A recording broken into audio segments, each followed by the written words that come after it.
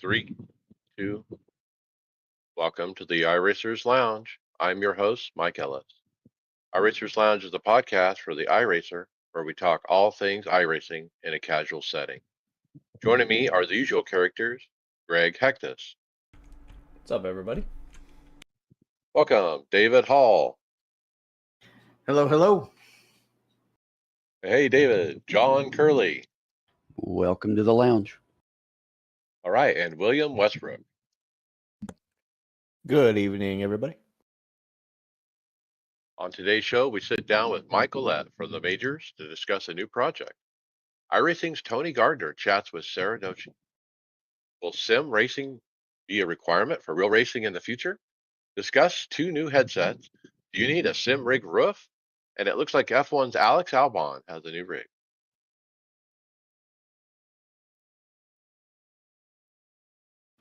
Hey, John, read the orange part. I'll cut that part out. And remember, you can follow along with us on your PC or mobile device in real time as you listen to the show and see for yourself all of the great topics and products we'll discuss by visiting iRacersLounge.com and selecting show notes. Hope to see you there.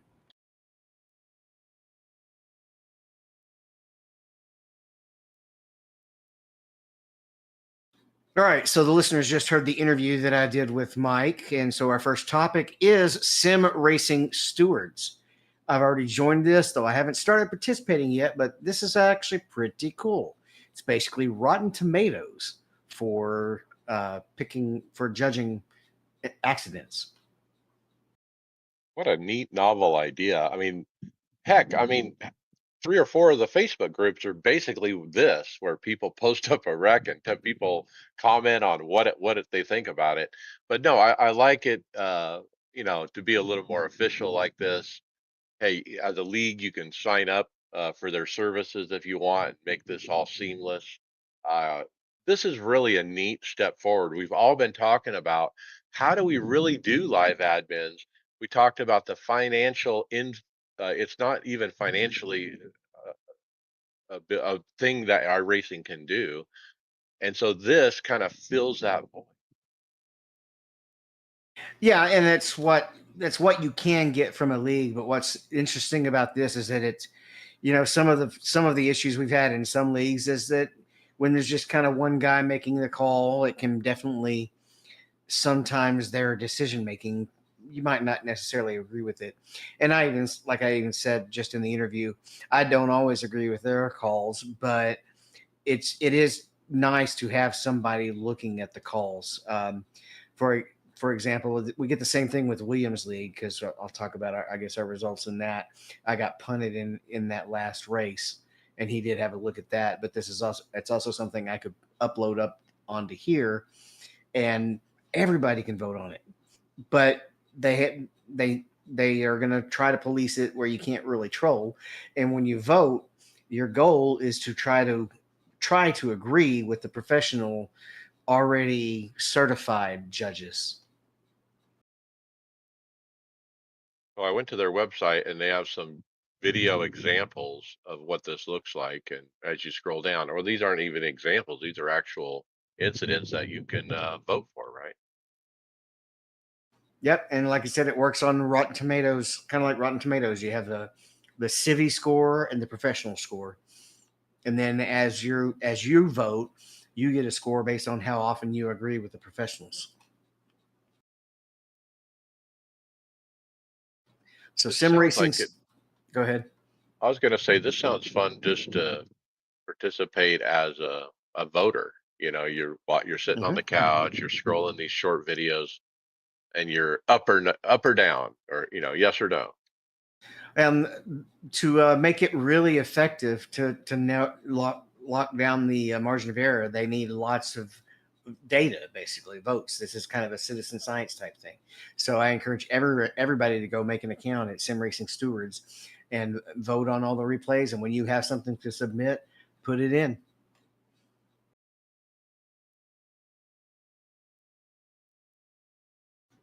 All right, the next item we really need Tony Rochette to come on and talk about, but I'll give it to you, John. NASCAR 25, #soon. Yeah, that's coming up. Going to be October 14th. It's going to be available. You can go ahead and pre-order at NASCAR25.com. This gives you some screenshots of what the game looks like. A lot of people are excited about this to come out. I'll be honest. I mean, when this comes out, I'll be 65 and on Medicare, and I'm probably going to buy it just for fun. I don't think I'm getting it. We have everything in iRacing. But if you have a console, yeah, I would understand why you would get it. I probably would too. Now, other social media blitz on this game really happened over the last week. All the racetracks have gotten involved on social media where they show pictures of their track in the game on their social media. So we had Charlotte, we had Watkins Glen, Talladega, Indy, Daytona. Those were just some of them. Kansas, I think, was another one. But pretty cool to see that. And then we also heard this week from some media types, NASCAR media folks have revealed on Twitter, hey, we are in the NASCAR 25 game, and they show a screenshot called social media. And so apparently after the race weekend, a screenshot will come up that shows social media, and it shows different tweets from other drivers as well as the media types. We have Matt Weaver listed here, Jeff Gluck, and Kelly Crandall. And Jeff didn't know. He was pretty excited about it. Interestingly, they would actually technically have to get his permission to use his name, but he's probably Yeah, I think happy he's enough that tongue in cheek he about don't it. care. Yeah. No, I don't think he would lie and say he didn't know. But it's still very cool. All right. So that's basically what all those lists, the next few items are. We got tweets from each one of them. All right. iRace. Oh, I missed this video. I watched her last one, but I did not catch this one. Sarah interviewed Tony. Mike, you should probably be able to tell us about this one. Yeah. So Sarah Nochi interviews Tony Gardner, CEO and president of iRacing, and really about the iRacing studios was a big topic. How that name came about as an umbrella company because they have all these different titles now and studios underneath it. And so it just made sense, from a management perspective. When sponsors or other companies approach them, they didn't know what to call themselves because they're the conglomerate of all these different companies that were purchased up. So that was kind of the idea behind that iRacing studio. The other tidbits that really caught my ear was we're at 350,000 active subscribers now. That number has gone up since the last time we took note of it, quite a bit. 350, wow. And then as far as employees, he said we're above 250 employees. So I had a dyslexic moment, and I was thinking Tony Kanaan, but I did watch the Gardner interview. Yeah, it was a good interview. Yeah, he gave us a little insight too on the updated graphics. It's still going to be a while. I think he said, if I remember correctly, it's going to be more than a year before we see that. Yep. But it's on the horizon, and that's a good thing, right? And you got to remember what we're running today is a conglomerate of software that has just grown and inched forward for years and years and years. It's still got a lot of that core code in it.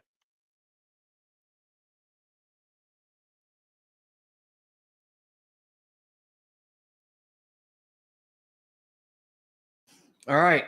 Albon has a new rig, Will. Yep. He's got a new rig from mysim.ca. He posted it on his Facebook. And he jokes he he removed his couch for it, which I might get killed if I tried that from my wife. It looks like a good rig though. He's on looks like about a 34-inch ultra wide. And do we know what steering wheel that is? Oh, it's a Yeah, National. go to the Instagram and you'll see some photos there. It's the McLaren Asher wheel. It's custom though, right? I didn't notice that. It's got his logo on it. Yeah, the logo. Yep. And he's got the SimiQ active pedal too. 2 of them, not just one. Look, those SimiCube active pedals are the GOAT.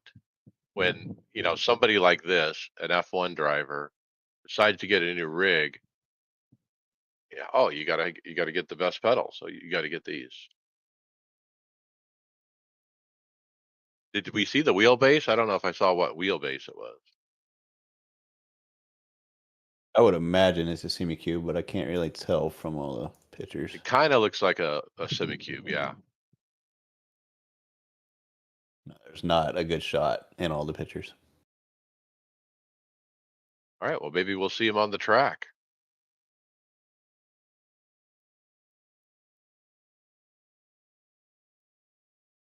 All right, Mike, we have a discussion up next in general banter from the forums by Ikai Anderson.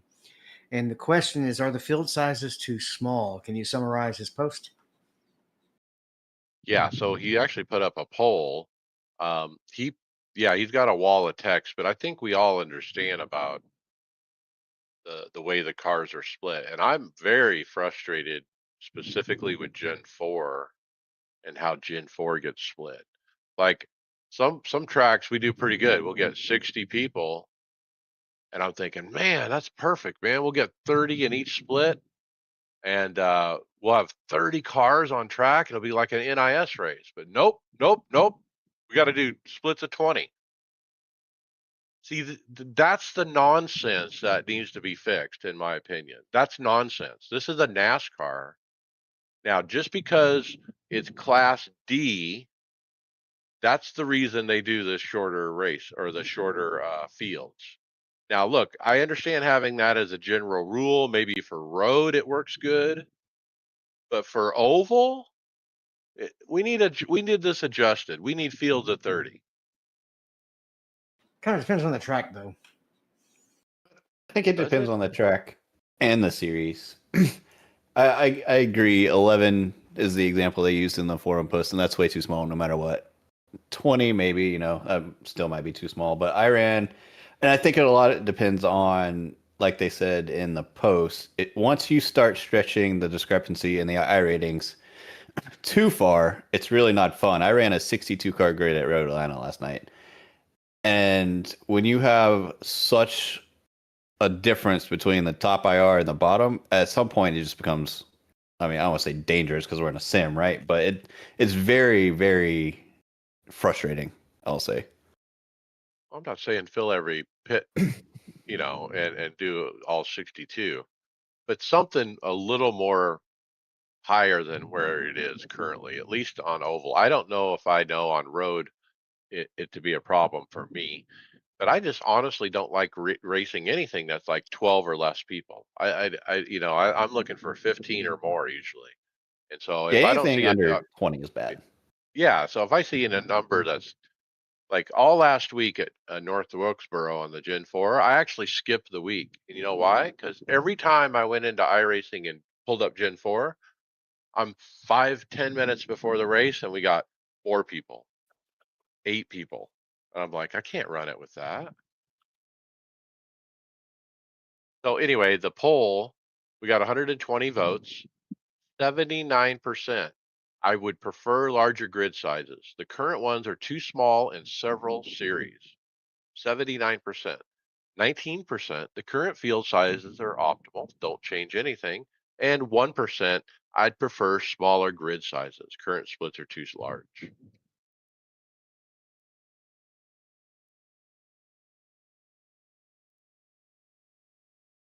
What do you think? It's been the same for so long. I don't think iRacing will entertain changing it. I mean, do we know the reasoning? I mean, is it the I ratings that cause them to do this? What's the reasoning behind I such bet you small? $100 it was a performance reasoning back in the day. Oh, we can't have that many cars on track or something stupid like that. No, because they have it bigger on the A open. It has to do with they want closer I rating splits for the rookies versus A class. That's what it comes down to. There's got to be a nice formula depending on how many people are registered divided by, you know, what the split from the strength of field from top to bottom is. Like you take the mean or something. Like there's got to be a formula we can do where it can be a fluid number depending on what the situation is. Maybe, I but don't know. I think Brad would argue the other way, because one of the things he doesn't like is when he gets in a large split where he's a 2,000 I rating and there's a 7,000 in there and he has no shot at winning.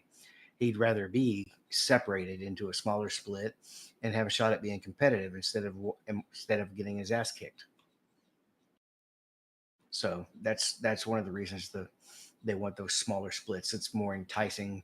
It's supposed to encourage better racing and put you more even with people that are your talent. Now, what makes that easier to happen is having more racers. But in the case that you don't, still splitting it in these lower class series, it's just trying to give you a better chance to race people with a similar I rating. Well, it's a good point. I mean, if I had that Gen 4 race with 60 split in 2 instead of 3, I would have been top split no matter what, right? And never win it. And never had a chance to win it.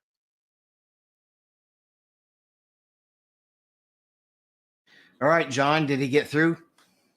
McQueen made it through. So this is a good little short clip of an open wheeler race at Charlotte Motor Speedway. Guy's driving along in his car and coming out of turn 4.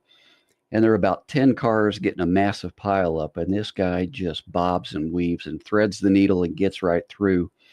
It just, we've all been in that situation where the big one is in front of you. Which way do you go? And this guy picked the right spot and weaved his way through it. What timing too? You could see from the wide view, there was a car coming up fast that was going to come up into him if he didn't dart down just at the right moment. Something that he couldn't even see, but he had the intuition to do.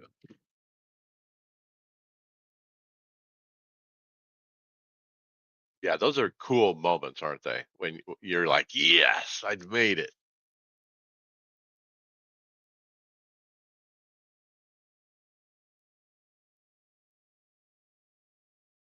All right, we're talking about quality control all the time. Here's your chance to participate in some quality control. Tell us about it, William.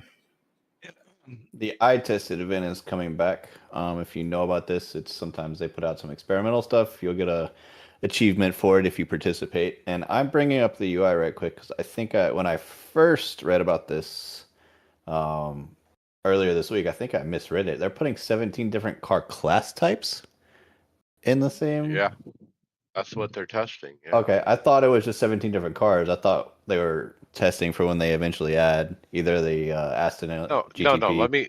Let me back up. So what's happening is they need to do 17. If not, if they can only do 16, which is what their current limit is, then somebody has to be left out. They're going to leave out the Porsche GT3 Cup if the 17 doesn't work. So this is a test to get all 17 cars on the grid, basically. So it's not classes, it's cars specifically. Well, I the don't forum know. It post says says classes. specifically, it says Yeah. classes. So I don't know. I'm bringing up Is the there UI. really 17 No. classes? I mean, I guess I don't know enough about road racing.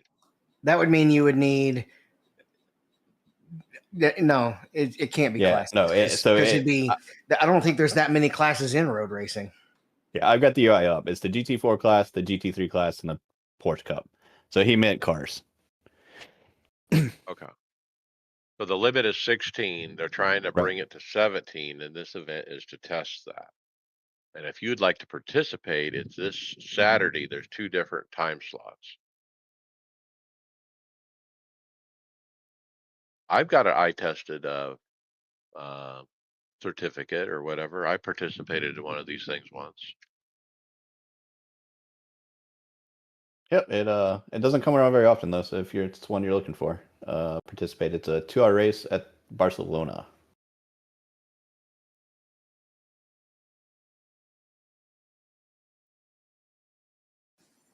All right. So apparently, for some reason, Hocevar got fined $50,000, and he's going to be streaming to pay for it. Apparently, Well, look, it's not just some reason.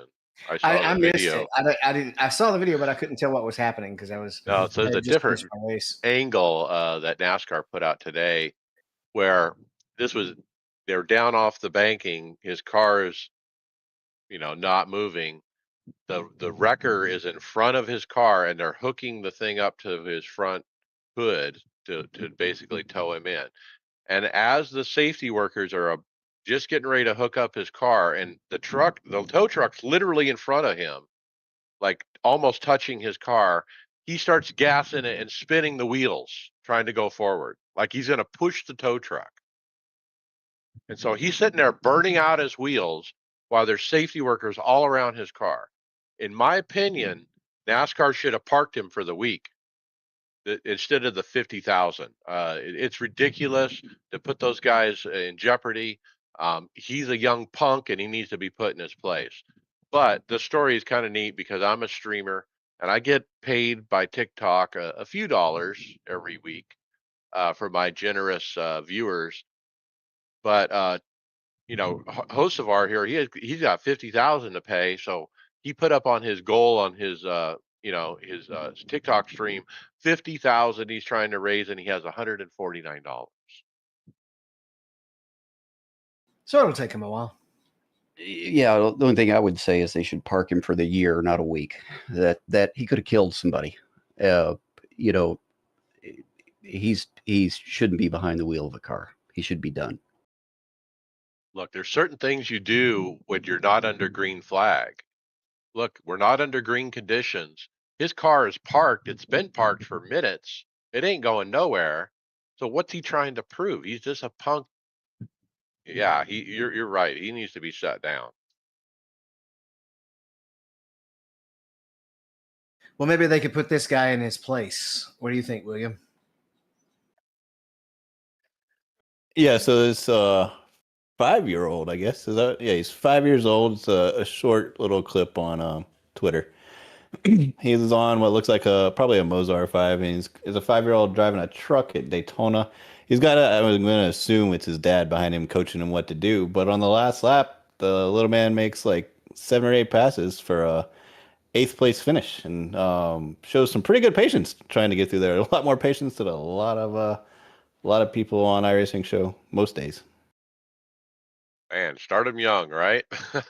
That's what I was thinking when I saw this is uh look, you can see by the way he's pushing on the gas that he's not even 100% throttle, but he's going by all these trucks. So he's obviously in AI. He's got the AI turned down, which is appropriate for a young 5-year-old. But man, the skills he's picking up, how to manage the gas, how to steer and go around cars and get back in line, and then the joy on his face at the end, is incredible. So we got one hooked, guys. We got another iRacer.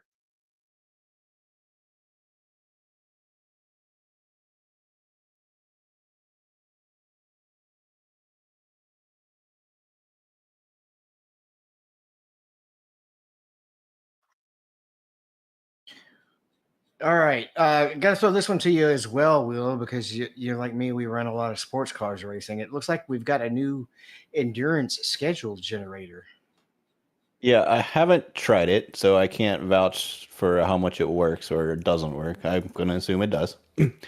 But Jason Chess put a post on the forums and cross-posted to Reddit with a Google Sheet that helps with your scheduling for your endurance events.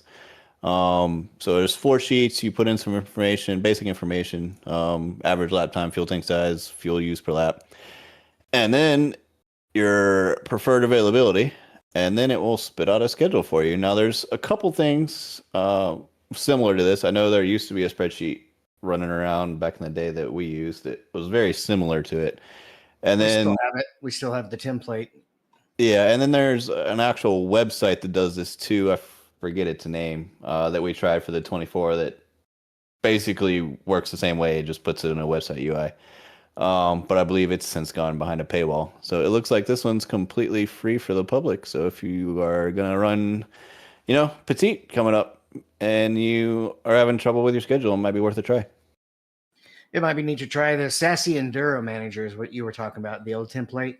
And Yeah. we actually met that creator at the expo. He was there. Oh, And nice. he said he's going to put out a final kind of tweaked version. I haven't I've still got to kind of go through and make contact with all the people I met, but he said he's going to put out a final version, and then they're going to start doing something similar to the other guys, doing a web style manager. Eventually, is his eventual goal. But yeah, this is cool. This might be worth trying out. Yeah, it was fascinating talking to those guys at our booth at the expo, and what their plans are going forward. Uh, Really trying to automate this stuff, and this is kind of like that too, where you put in your team, they pick their preferred hours, and then it just kind of does it from there. So yeah, if you're looking for help as a team admin on an endurance team and you need some tools, check this out, and then get back to us and let us know what you think about it. This, I don't think we've heard from anyone that's actually used it except for the author Jason Chess. So I'd love to hear what others say.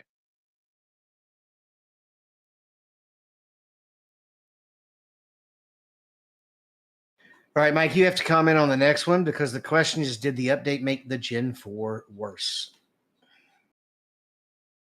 Well, yeah, and that's the schedule of or that's the topic of the post. A lot of commenters here.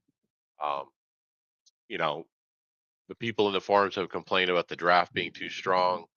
But if you go into a draft masters or Gen 4, no one was complaining and the race was great. I mean, this guy goes on and says a lot of stuff, but really, what are the responses to it is what I was looking at. What are other people saying? Um,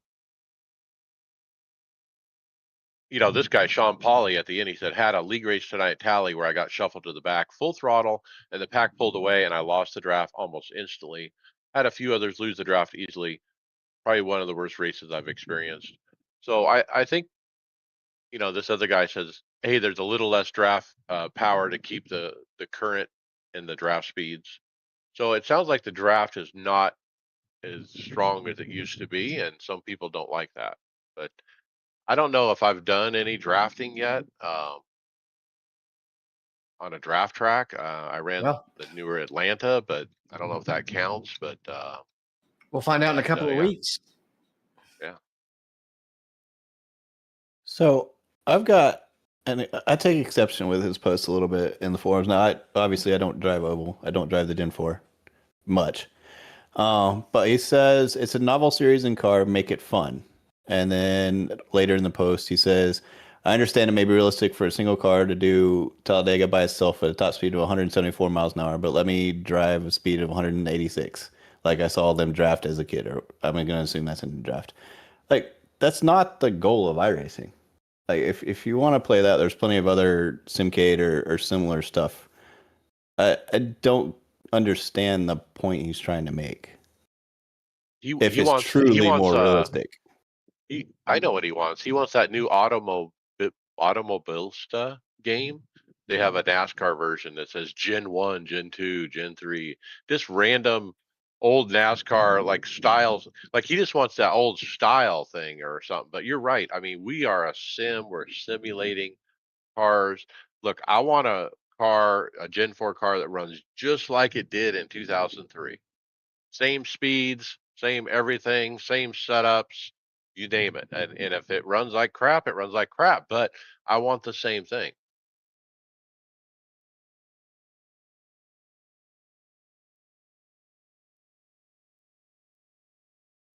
I think the Gen 4 is fine. They didn't ruin anything.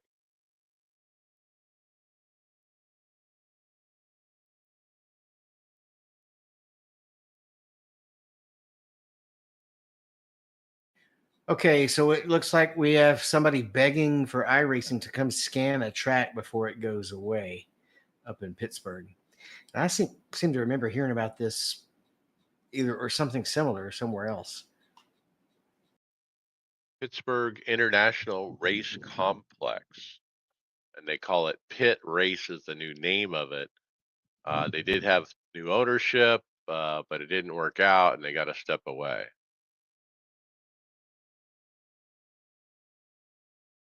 First I've heard of this track, but a 2.78 mile. There's 3 different configurations, and this guy said it's one of the better club tracks in the U.S.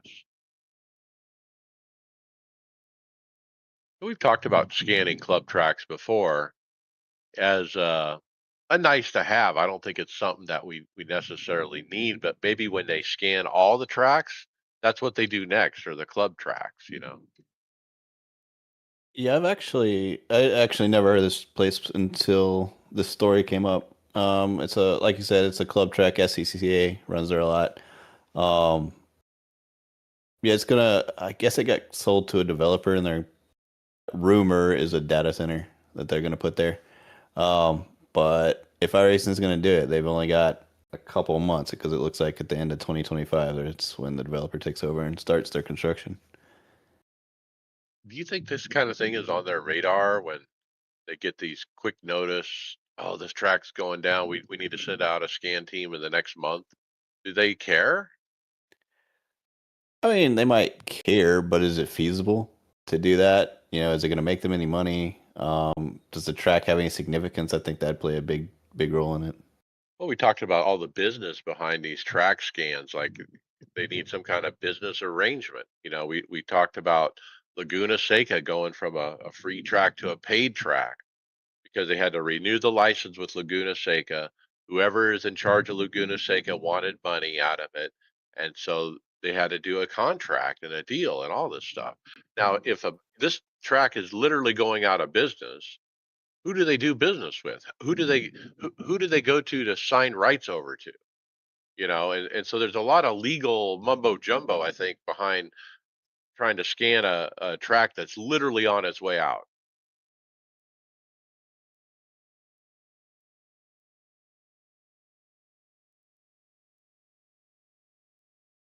All right. So there's this thing in iRacing that I don't think we pay much attention to very often, I guess, unless we're trying to pad our safety rating. But it's talking about something needing to be done with the time trial rating system. John, can you summarize? Well, I think you summarized what I would say. I pay no attention to it. I mean, but there's a forum post. Ricky McLaughlin, he says he does do a lot of time trials. It's fun to try to set a good, consistent pace over the course of a few consecutive laps, and he just lays out his case for uh, why he's annoyed by how the TT rating is calculated. I don't know how it's calculated. I know TT ratings exist, but I couldn't tell you a thing about it beyond that. Well, we do have somebody who did respond, Mayak Rogan. He said the time trial championships are great, but the time trial rating doesn't work at all. And he actually refers to a different post because it refers to the best TT lap of all time. And that no longer makes any sense for older cars with modified physics and weather conditions. It is best to ignore the TT rating completely and just enjoy the extremely fair and comparable TT championships.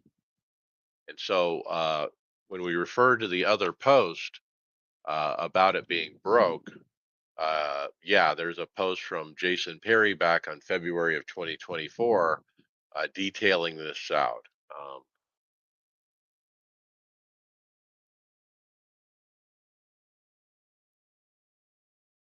Has there been any response in the thread from any of the staff?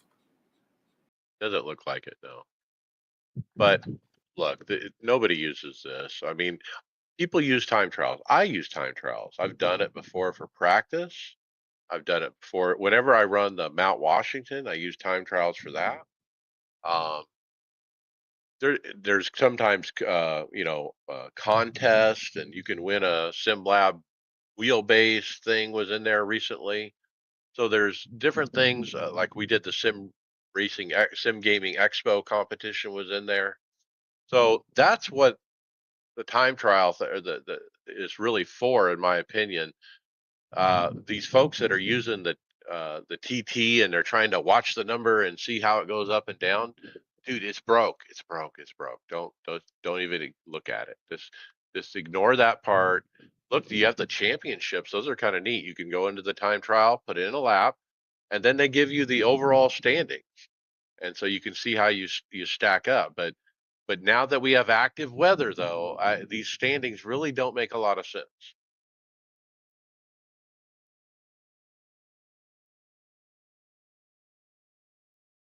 All right, next up, we have an article from motorsports.com, and it's basically making the argument that we kind of talked about with sim to reality a lot lately.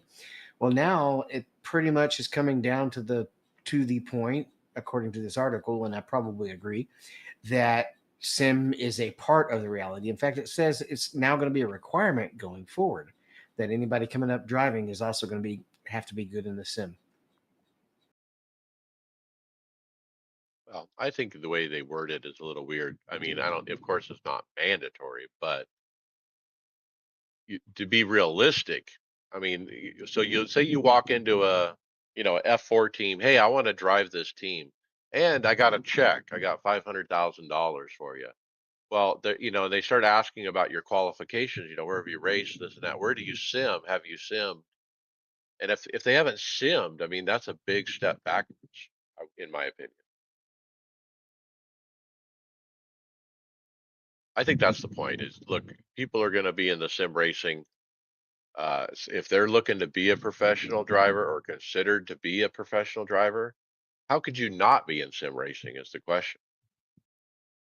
Well, yeah, that's basically what they're saying. Is that there's not some law put down that says you have to do mandatory, but it's just kind of like there's always been a recommended career path, and this seems to be the part of the recommended career path to get yourself in the door now and get the experience.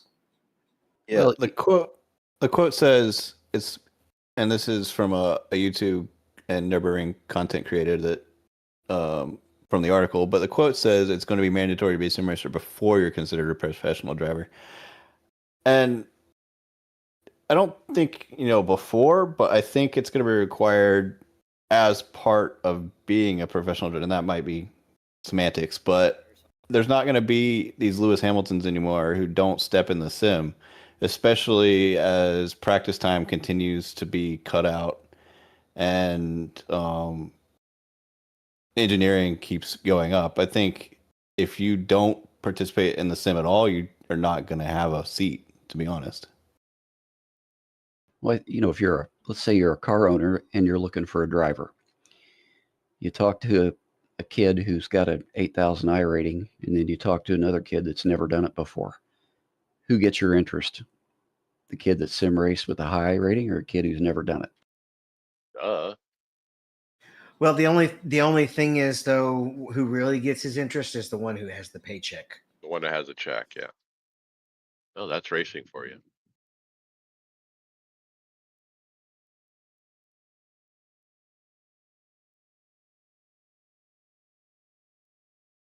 All right, we've got our friends that we got to meet at the show putting out a video.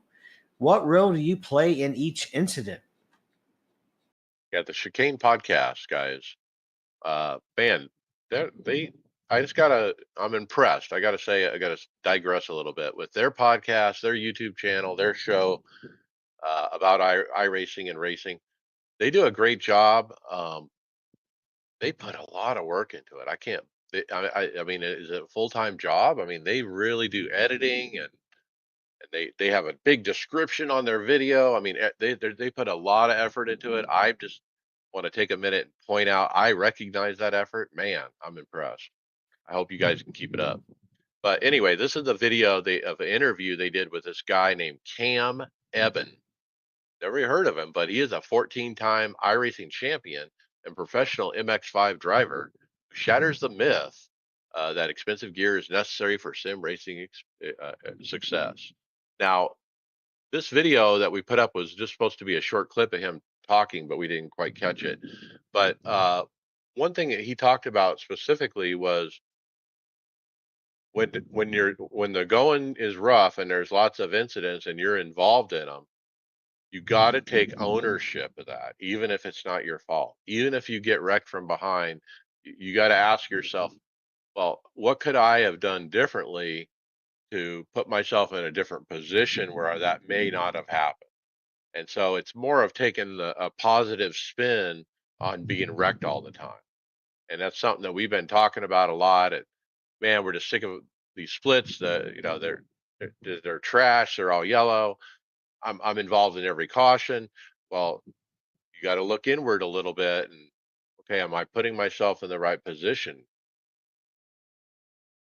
Well, I don't know if they're being road. I didn't get to watch the video. I don't know if they're being road centric, but in oval, if you're trying to be anywhere but half a lap behind, you're at risk of getting caught up in the wreck. Good point. It is, yeah. He was pretty. He's a road guy. Yeah. So they were talking road. Yeah, it was road centric.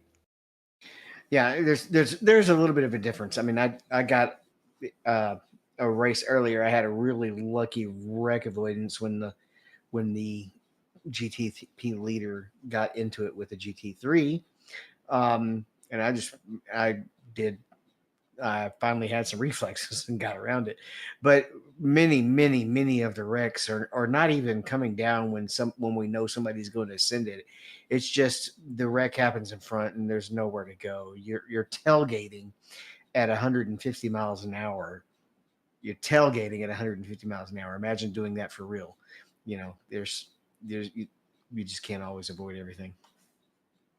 I don't know if you saw it, Will, but if I said it right, but the way the guy said it, it was a positive spin on it, right, instead of a negative. Yeah, it was, and I think he went a bit far. I do agree with the sentiment. I mean, that's when my iRating started going up. I can pinpoint it's when I started looking after myself and being intentional with my overtake attempts, watching what's going on around me and all that. So I do agree with the general sentiment. He goes a bit far, I think. I don't think 100% of the wrecks you can consider like that. Like sometimes you're just gonna get unlucky and get taken out, and there's nothing you can do about it. Recognize that and move on. Don't dwell on it. But I mean, generally, for the most part, I do agree with what they said. It was worth a listen. He races in real life in the MX5 series. It's right under the one that follows IMSA around. So they talked about him trying to get a scholarship to go up to the big leagues. I But wonder. yeah, I wonder if he was involved in the big one at Daytona. not I his don't. series. No, the MX5s had a big wreck. Yeah, at they did, Daytona. but not the one he races in. Oh, There's okay. two different series. Yeah. He races on the one right below that. All right. I think we've already talked about this, but we've got an Instagram post reminding everybody about it. SimiCube and Team Redline have a time attack challenge, and you can have a shot at winning a SimiCube 2. We're actually a bit late on this one. It ended on the 28th. Ooh, yeah. I kind of put this in there though because to remind people about time attack, because we were talking about that. This is what it's for. Hey, SemiCube wants to give away a prize to uh, whoever runs the fastest lap, and this is how you do it. And so that's really what the time attack has morphed into. Don't worry about the TT rating. Yeah, it ended up being a way to qualify for the race at the Sim Gaming Expo as well, right? Yep.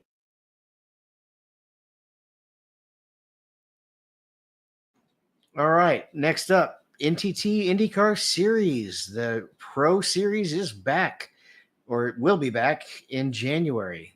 The world's best virtual drivers with a $50,000 prize pool on the line. It's going to be sponsored by Thrustmaster. And I got a quote I want to read here. President Tony Gardner. We couldn't be more excited to bring IndyCar iRacing Pro Series back later this year with the help of our new series partners at Thrustmaster. This series produced some of our most exciting esports racing last year. It's an important part of our ever expanding relationship with IndyCar.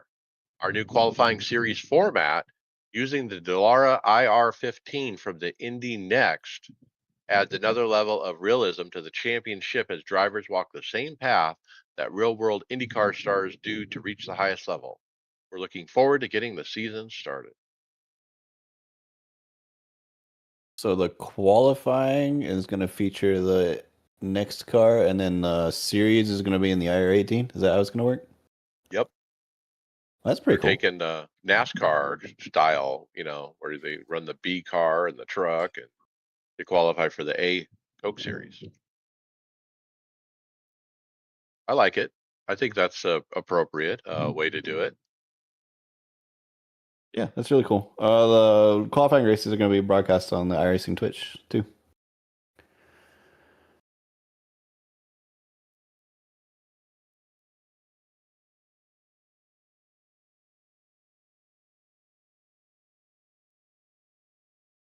All right. Coming up, a NASCAR championship race. It's next week. It's Tuesday, right? Yeah, you watch party guys in Discord. I won't be there. I have to work at this time of day, but others will be there. I know Brad will be there. So listen, everyone, come hang out. You watch the Coke race on your device or computer. You get on the headset, and we just chat about what's going on. It's very informal. We have a good time, hang out. We've met good friends doing this before, like Mr. John Curley. We met at a Coke watch party. Yeah, that was the first time I had talked to you guys and ended up on the show. Um, you know, it was fun doing that. I mean, our listeners, yeah, get in our Discord, watch it with us, chat with us. We got 4 guys competing for it: Steve Wilson, Zach Novak, Vicente Salas, Casey Kerwin. So we could have a repeat here.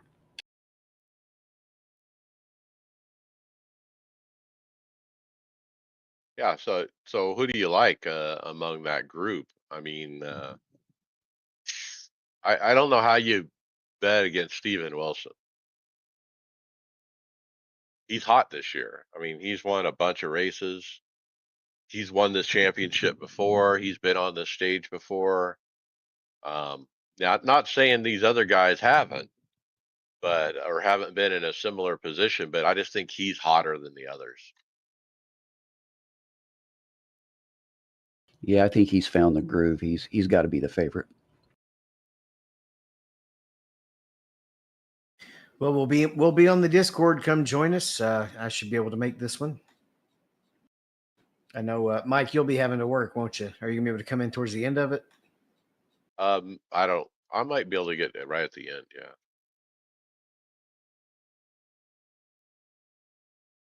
All right, we got a few events coming up. Petite Le Mans is this weekend. It's the IMSA cars. Are you running with a GT group, Will? Yeah, I think me and somebody are going to do it. So same person I ran the 12 hours of Sebring with. I want to give a shout out to TP from Attitude Free Racing because they've taken me on since I haven't been able to find anybody. And they're 3,000 iRating dudes, and they're letting my little 1.5K run with them. Good news is I can get around the track. I just don't. They're 2 seconds faster than me, but I did do a lot of practice in really heavy rain because there is light rain. Well, there's like a 25% chance the whole time, right? Which I don't know if that's going to result in a downpour, but I figured it's best to just go ahead and practice in the heaviest of the downpour, and because it's always easier to learn that and then adjust as you get a little bit more grip. So I appreciate those guys letting me run with them this weekend, and it's all the same information, so we don't need to read all that to you. It's going to be the IMSA cars. It's going to be, is it 10 hours or 8 hours? 10. That's what I thought. Yep. That's tough with 2 people. Man, that's a long race. Yeah, that would be pretty long with 2. So there's going to be 3 of us on the team that I'm running with. So IMSA cars, there are some we can talk about the balance of power though. On the GTP side, they added some weight to the BMW. They added a lot of weight to the Caddy. I'm glad we're not driving that now. They did a couple of fuel changes as well. They didn't change anybody's power though. Interestingly, what they do on the GT3 side. What do you think of that, William? So I'm actually just seeing the final bop. I'd only seen the initial.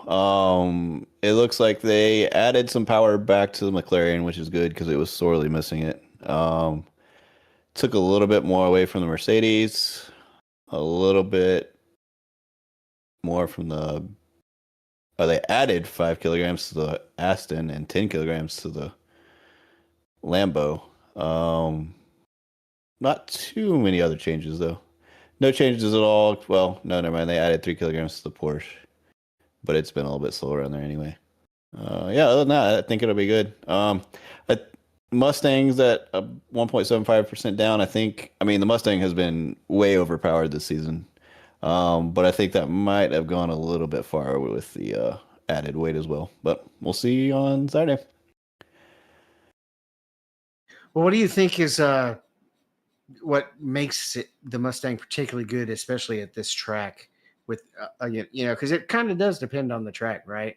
This one has. How would you describe it? It's got the one long straightaway, but other than that, it's a lot of technical corners. Well, the Mustang has been really good in the corners this year. It even on some tracks it's lacked on the straight line speed, which of like the Aston or maybe the Lambo. Mercedes has been able to get it just a tiny bit on straight line, but it's so good through the corners. I put this in the grassroots Discord earlier. I ran in the league last night. We'll get to it later, but I ran the McLaren like I normally do. And I was just crying because going through the S's, I couldn't even look at any of those curbs, like going up into turn 5 without it wanting to go straight to the wall. But Mustangs and Ferraris and everybody around me is just eating the entire curb and like nothing. So I think it doesn't care about the curbs at all. And like I said, if you can get through the corners a little bit better, sacrifice just a tiny bit of that straight line speed down the back straight and you're still going to be all right. Because it's pretty hard if you don't get a good exit out of 7. Even if you have more straight line speed, it's going to be pretty hard to get around. Yeah, one of the nice things about the old Ferrari GTE was how well it could go over curbs. That's why I miss that car. I haven't really run the GT3 version much. Yeah, I think we're actually running the GT3, the Ferrari, for Saturday, so it's doing pretty good. All right, Mike, can you tell us what else there is this week in iRacing?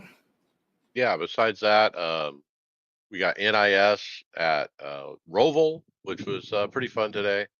The Grand Prix F1 Tour continues, as well as the Dirt 410 Sprint Car Tour and the Dirt Super Late Model Tour. Man, I had grand ideas on trying to participate in some of these, and I never have. But it is an off week for a few of them. What else do we got? We have the GT3 regional tours. I apparently are very popular. The FIA F4 regional continues, and then my favorite Ringmeister. We got the Skip Barber, and I haven't won yet, but been trying. Draftmaster, of course, and Rainmaster. Racing line on or off? On. I tried it off, and I was seconds slower, and so I'm much faster with it on.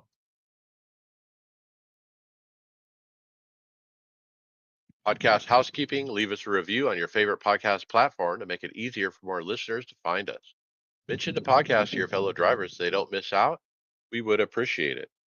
Check out our Discord, get involved in the discussion. Lots of cool stuff going on there.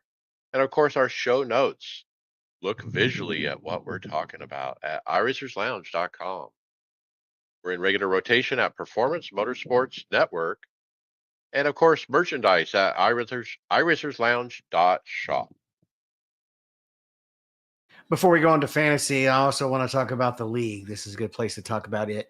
We've got some guys asking in Discord a few questions about it. We've posted the schedule, and it's already up in the league. I have actually not had anybody ask me to send them an invite yet. So this is an invite league only, and we're not going to open it to recruiting. So you can't apply for it. You'll need to contact me or Chris and get us to send you the invite. We're sending the invite to all the listeners, unless you happen to be one of the people who's caused a ruckus for multiple members multiple times throughout the season. we all kind of know who those guys are, and even Mr. Pajari knows a lot of those names and has not let them in the past. So we look to have clean, hard racing. Mistakes are going to happen, but there's a difference between mistakes and guys who drive like boneheads every race. We're running on the Wednesdays. We're running the Gen 4 fixed setup. We're running 60% races with about 60% tires and roughly weather that matches the weather on that day of the race. So we'd like to get the numbers up. One of the reasons Alan wanted us to run it was to get those numbers up. So hit me up and we'll get you an invite. Yeah, this is the first time the podcast has really pursued our own league. And so let's really make it a league of listeners, a league of listeners. Let's come together as a community and come out and participate. Look, it's just through the off season. It's not very long. Commit. Hit up David, get on the list, and we want to race with you guys.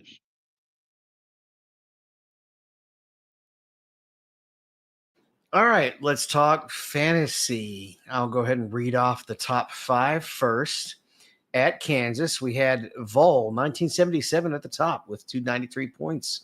Canadian, we hear that name a lot, 283 in You second. need to read the top 9, actually. Because look, 3rd through 9th got the same score. All right, so I didn't see that because I was reading one at a time. But yeah, there's second place was Canadian, and then there's a 7-way tie for 9th place. Yeah, Team Dwayne, Third TG place. third place, TG1 Racing, Race Addict, Mud Dog, BL Platinum, Shane 7272, and Team Terry.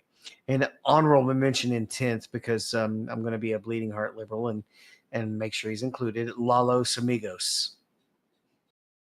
How did we get so many people hit the same exact score? That's what's unusual. They all had the same picks. Is that what it means? Yeah, probably. They're very close to it, and maybe they swapped their head-to-head or something. I'm very sad because I was up there with some of them until the last 2 laps. One of my head-to-head people got passed, and I fell all the way down. So you All were right. counting on Toyotas and Yeah. So,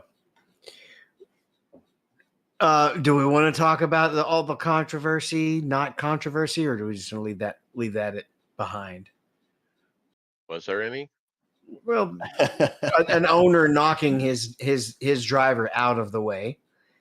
Some people didn't like it. Some people did because they don't want a place where there's team orders, right? That's the counter argument against it. And if he didn't knock him out of the way, if he didn't race hard enough, he could get accused of not That following would have the been way 100% worse. rule. That would have Yeah, been way probably. worse.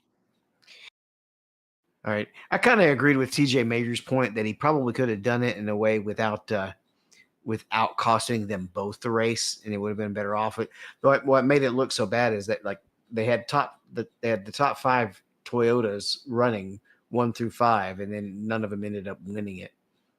Yeah, so he has to make some sort of move there, right? Like if you don't, I mean, you're just not racing, right? So my problem with Denny, and I'm not his biggest fan, just spoiler alert, but my problem is he just can't admit that he did it, right? Like if you listen to Actions Detrimental, he spent 30 minutes describing what the car did, and he was just a passenger. It's like, dude, you went in too hard. You took him out. You gave the win to Chevy. He spent the whole podcast saying, no, we didn't. Yeah, we didn't give the win to Chevy. I mean, you did because you took your teammate out, or your quasi teammate, I guess. You're right. If he hadn't run Bubba to the wall, one of those 2 cars would have won that race. And there's no question about it. So, yeah, you're right. Denny is a punk, and he should just own up to it. But I think this really, really highlights the conflict of being an owner and a driver that's not the same team. He drives for this team, but he owns this team. Sure, it's a conflict, and so this kind of points it out in a very obvious way at the end of a race on the last lap. You know that it's these 2 drivers, that are in position to win, and they screw it up. and Chase Elliott wins. But remember when Dell basically just pushed the 15 and the 8 to a Daytona win and didn't really make any moves and just tried to make sure they won? Yeah, it was his last That's race. that was the exact same scenario, basically, right?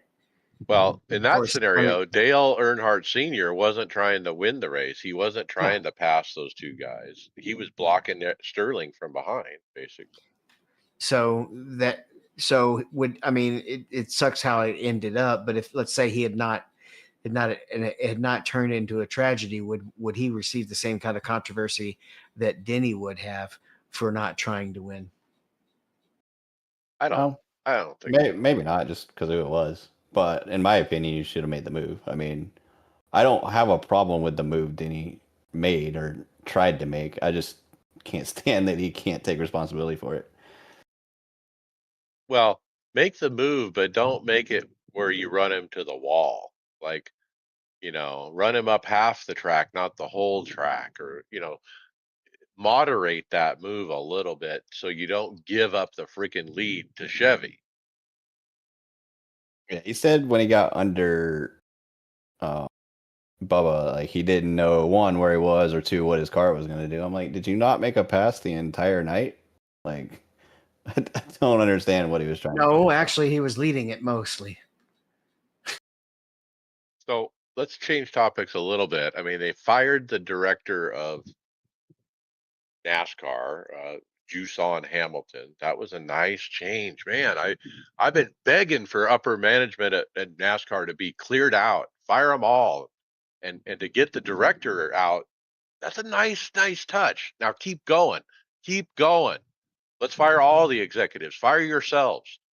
But the discussion this week about the changes coming next year in NASCAR have gotten me excited, boys. We got 750 horsepower apparently coming. We might even change the championship to be old school 36 weeks in a row, no playoff BS.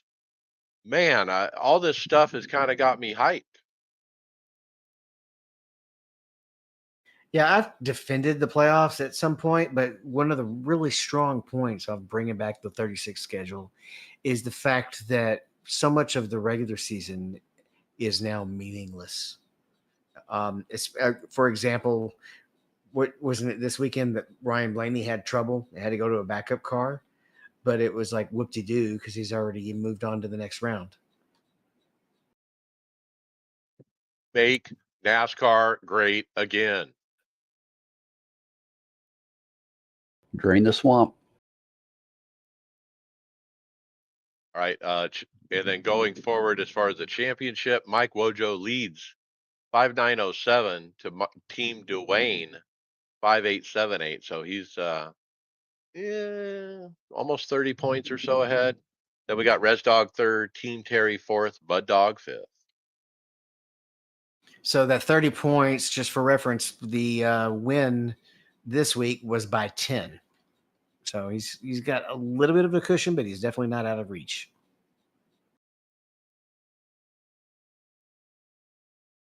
Have we decided what the prize is yet?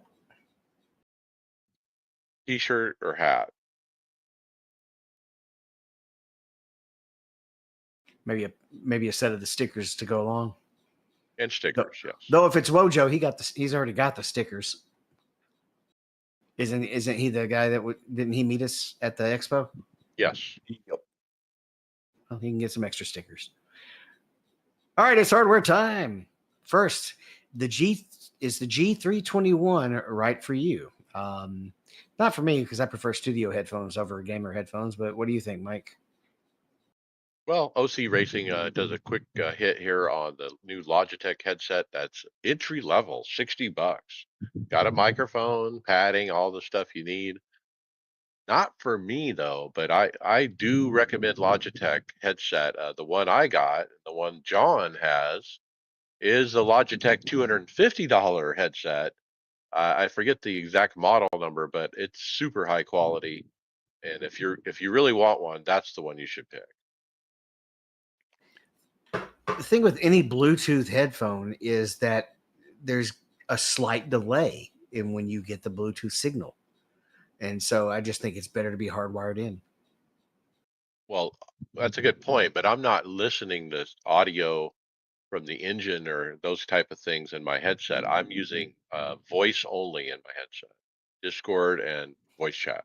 That's probably not the case for most people, though. Yeah, not. I mean, I use Sennheiser HD650s, so I tend to be disappointed whenever I try something different. But I mean, it's good. Entry level, $60 is pretty hard to beat. So it might be a good option for a lot of people. Yeah, if you're on a budget, you're trying to put a rig together. Yeah, it's a good starting point. Okay, last week, I believe, or maybe 2 weeks ago, we previewed some new releases from Daniel Morad, and is it out now?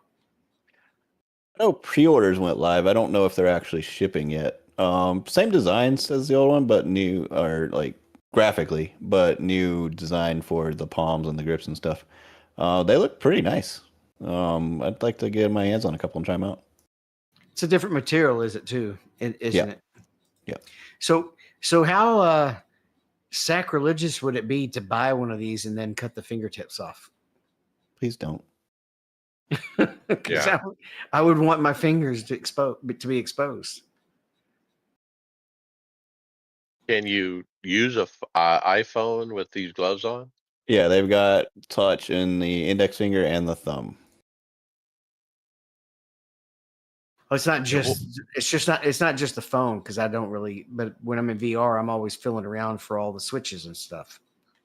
And then William, on the palm, they have like bump pattern on one side of the palm, and it looks like a sticky gel or something on the It's got other. some sticky grip on the outside of it, and then yeah, some bumps on the inside, and it's all fully ventilated now too. So I don't know, like it looks nice. I have a pair of the old ones, and I like them. I tend to use the ones that we got made for League instead. But like I said, I like to get my hands on a pair and try them out.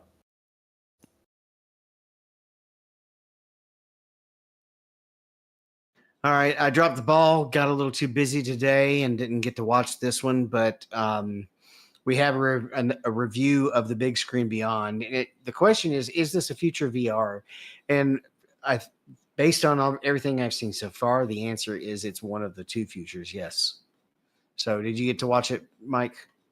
Yeah, Dave Cam from England has done a review video of this, and it's so good for him that he actually took down his triples. I mean, that tells you everything. Like, he was blown away by the immersion, to be able to look around the cockpit, to have this headset be so small on his head and such a small footprint, whatever. Well, in his video that he talked about VR versus triples, he mentioned that about one of the only negatives of the VR for him when he's creating content is the facial interaction. And does he talk about in this one the fact that the big screen is small enough that he doesn't feel like he's sacrificing that as much? Yeah, I mean, a lot of comfort, I think, was discussed. It's something that he feels like he's going to continue to use going forward. It's not like he's just reviewing this and moving back to his screen. I think he's hooked.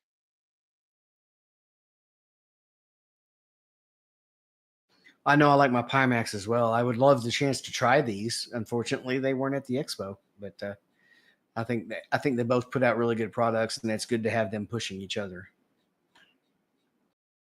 Did he mention a price on this? Yeah, look, you can just get the headset, but there's all these accessory things you need. You need a base station, and that could be $250 alone.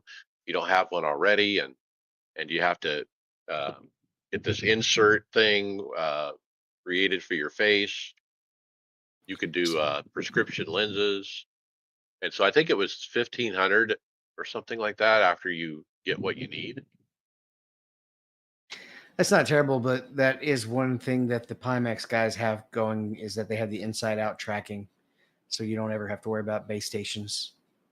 which can even actually, in some cases, produce noise that can bother people, even cause headaches. All right. Well, I will give that one a watch and see if I have anything to add about it next week. But thanks, Dave Cam. We always love your content. All right. The next one is definitely one to pass on to Mike. We have a Moser Imbusta setup guide. Yes, finally, somebody who cares about the Moza M booster and puts out actual content on what to do with it. Look, you're not getting this from Moza. I've looked. I mean, they have a Discord, and nobody's really talking in there. They really don't have a lot of support on their website.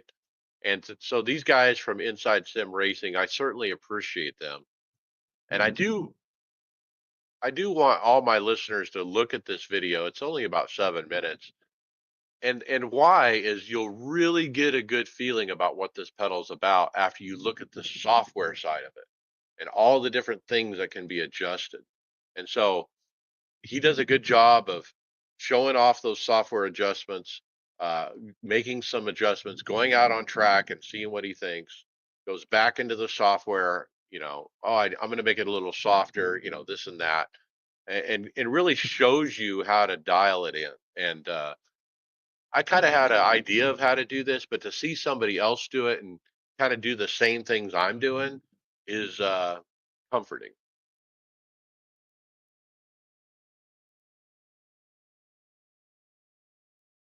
And look, I can't wait to get a pedal. I think I'm going to buy one in the next 30 days, another one of these, and use it as a throttle. There's a drop down right in the software where you switch it from brake to throttle. And so, yeah, I can't wait. We've had quite an argument going on in the Discord about that.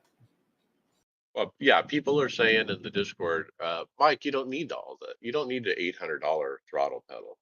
You can just put haptics on it and get the same exact thing. And so, me and the other guy, Chris Randall, who has it, Chris actually is using one as a throttle, and he inverted his. We've been kind of arguing with that because it's not the same as haptics. It's not a haptic that I'm feeling. I'm feeling actual movement in the pedal. Like when you change gears, there's a clunk. And it's not just a haptic. It's now people are like, well, I wouldn't want my pedal moving while I'm trying in the middle of braking. It's not like that. You can really dial it down to where it's just barely moving. And so that effect is different than a haptic. You got to understand a haptic is just kind of rattling or shaking it. This is different. And so I can't say that enough. Until you actually experience it and try it, you won't know. The other thing I'll say is when you do sit down and try these, like at the Sim Gaming Expo, because you're not looking at the software or trying two different types of pedals, I don't think anyone's really getting a sense about what this product really is. You could set it to be like a hydraulic pedal, and that's what it's going to feel like. But if you don't go and say, "Oh, change it to a soft one and try it and see what the difference is," oh, that's so cool! I can push a button and it goes from that to that. Oh, that's neat.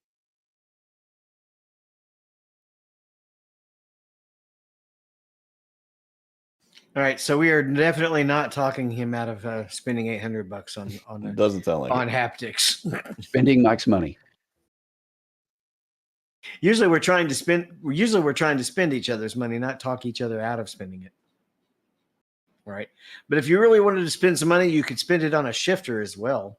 BDH is that really expensive shifter that I believe Brian and Joe have, and we have a Warrior edition now, which almost looks steampunk.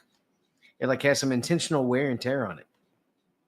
Yeah, I looked on the website. Basically, it's this battle-worn finish.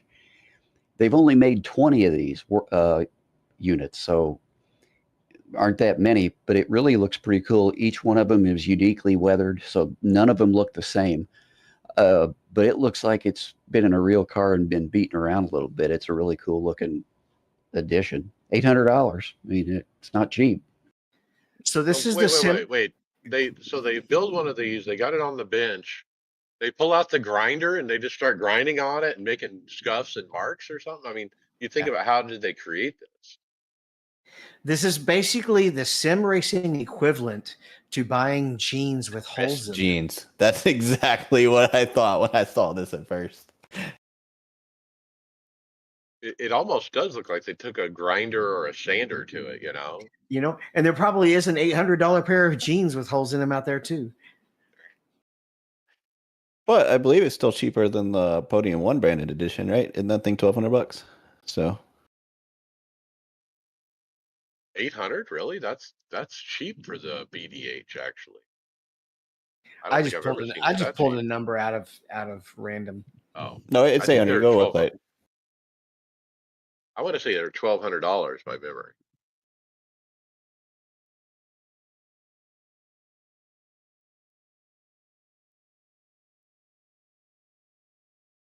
So could you buy one without this first? I mean, would it be any cheaper to buy it without the scuffing and then just scuff it up yourself?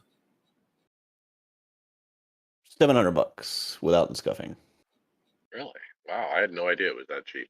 So there's two different ones. There's the H1 and the H2 SQ. The H2 SQ is the $1,200 one.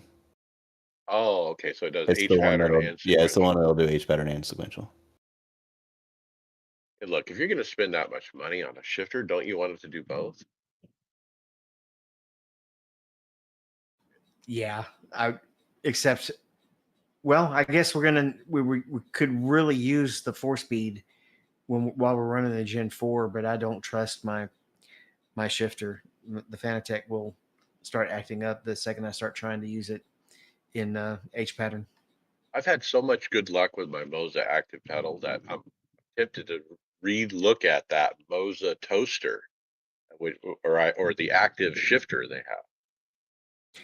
We got to try it at the expo on a flight sim actually, because it was doubling as a stick, and it was not great for doubling as a stick, but I didn't get to test it as an H pattern shifter.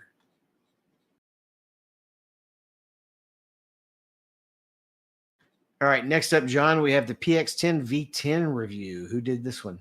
Yeah, so Oscar at OC Racing, I think last week we talked about maybe the unboxing that he did. So he's now done his review on it, got a YouTube video up. This is the one, you get the base, the wheel, 2 pedals, $260. It's a direct drive wheel. He did his review and he said, for entry level, which of course that's what this is, not too bad. He compared it to the Logitech entry and entry level unit. I forget one other one, but I think for the price, he thought it was okay. Probably more suited for console gamers. I suppose this is one of those things that if you're not sure you want to do sim racing and you just want to spend a little to get your feet wet, maybe this is the way to go.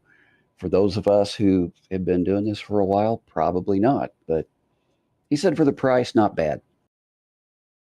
Yep. Yeah, look, if you're starting out and you just want to get a taste, like you said, look, back in the day when I started, you'd get a Logitech G27. It has a shifter, it's got a wheel, it's got a base, it's got pedals. Everything you need to get started. And I think it was about $300, $250 to $300. And this is 260. So this is the new Logitech G27, as they say.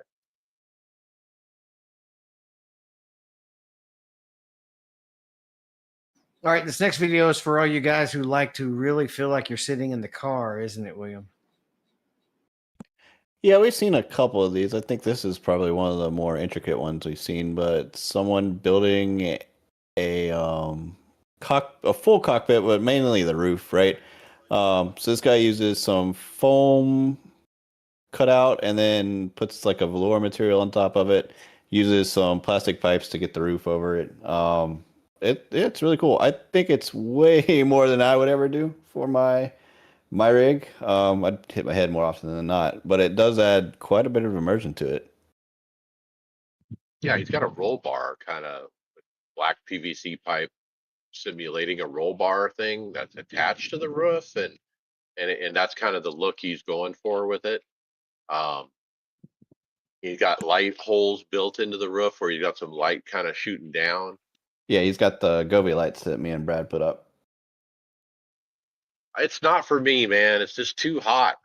I'm in Phoenix. I put the air at 72. I blow fans on me, and I'm still sweating like a pig. If I had something over my head like that, it'd be even hotter. So this is a hard no for me.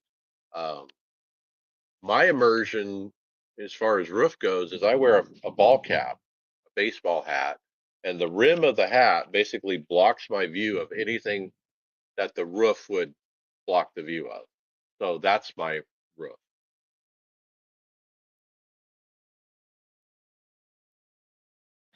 All right. How does this headset compare to your headset, John? Well, this is a new Corsair. We call it the Void Max Wireless V2 headset. Corsair makes some good stuff. My primary headset is a Logitech, like Mike was talking about earlier, but I've also got a Corsair. They make some good products. This one, what they talk about, has some special noise canceling tech and a dynamic 50 millimeter audio driver. So if you want, and it's got the Dolby Atmos too. If you're looking for a good high end set, it's worth looking at. Corsair makes some good equipment. Yeah, they do. I have Corsair parts in my PC actually. So yeah, pretty nice looking headset.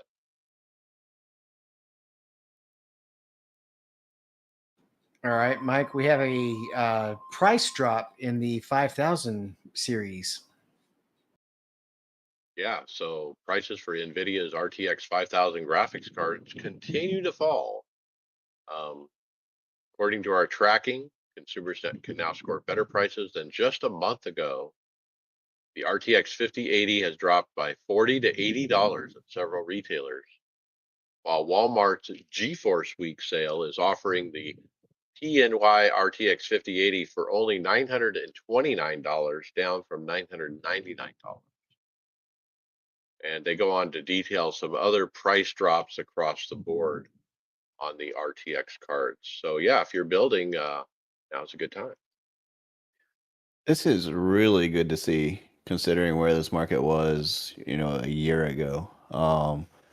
They were over MSRP, right? Yeah, I mean, a 5080, I think they were pushing $1,500. So yeah, this is really good to see. I mean, I bought my 3080 3 years ago for $999, but it was one of the last special editions that EVGA put out before they stopped making cards. So I think the MSRP on those was like 800. So it's good to see it getting it at least down. Now, I know it's not going to go back to what it was, but at least affordable.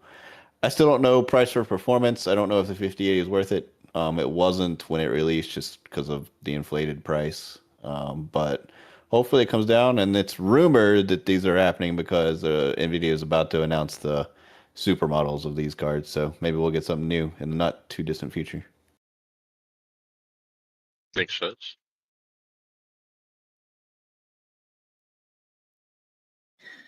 Well, I've definitely got to try to catch the videos that talk about VR next. But this Overtake did a review where he's got a Pimax Super, and he's talking about what eye tracking and quad views is really doing for VR now. Did you get to watch this one, Mike? Yeah, it basically indicates iRacing has got support for this now. iRating and this quad view thing. Uh, Basically, I understand that it has the game or simulator render 4 different views separately, uh, and two for each eye, kind of thing, and so it makes it that much more detailed and crisp. And the eye tracking thing is about focusing where your eyeball is looking. That's where it's real sharp and detailed, and so that will change dynamically based on where you're looking. That's definitely missing from the light and would be very handy because I have to be careful where I place my menus sometimes, because if it's up on the edge of my view, it's going to be less in focus because it's at that lower resolution.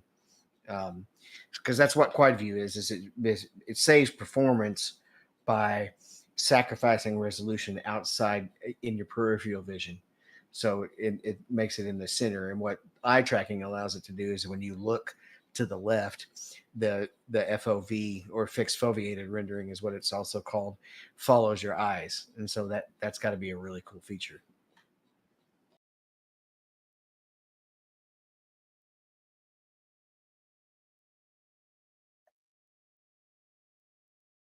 All right, which one is which, John?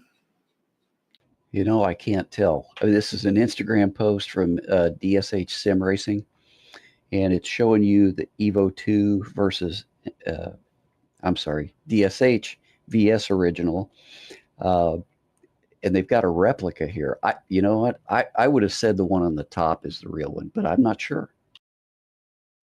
Well, look, this is a new wheel company we haven't heard of before, DSH Sim Racing, and they have a couple nice wheels. This is just one of them. This is an Audi replica, Audi R8. It's even got the Audi logo on it. But as John stated, man, this is a true replica. You can't really tell them apart. Great looking wheel. So the actual fact that it's complete replica means that it's missing the hat switch, which would make it a little bit more difficult to move up and down in the black box. Yeah, I don't see anything joystick or anything like that. No. Because I was actually excited with the layout. I really liked how many buttons were right there in quick reach, but you need that hat switch because you don't have a crew chief. You need somebody else to do that for you.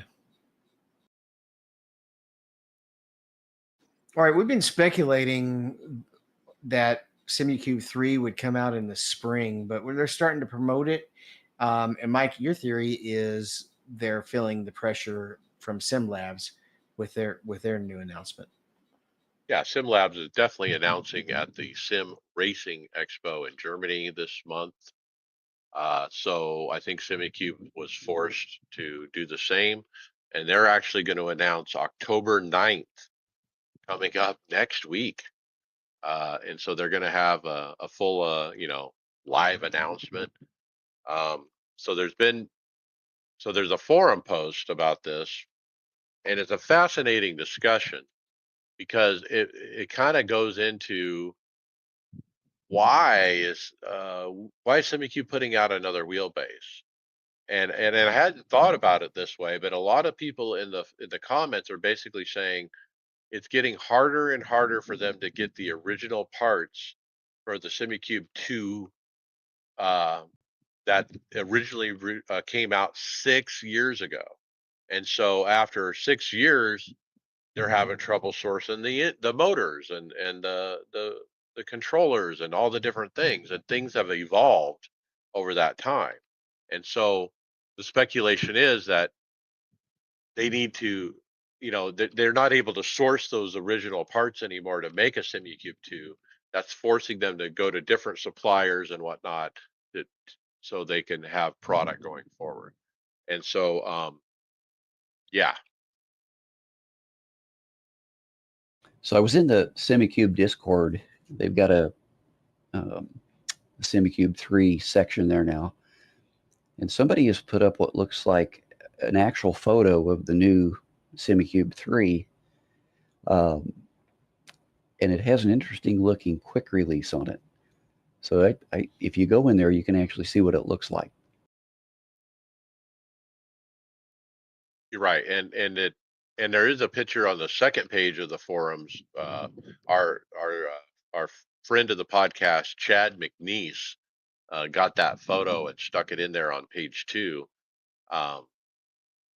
It looks like he says a triangle with curved sides, and so that's really the reason. Another reason they're coming out with a newer base is so they can have a wireless quick release. You know.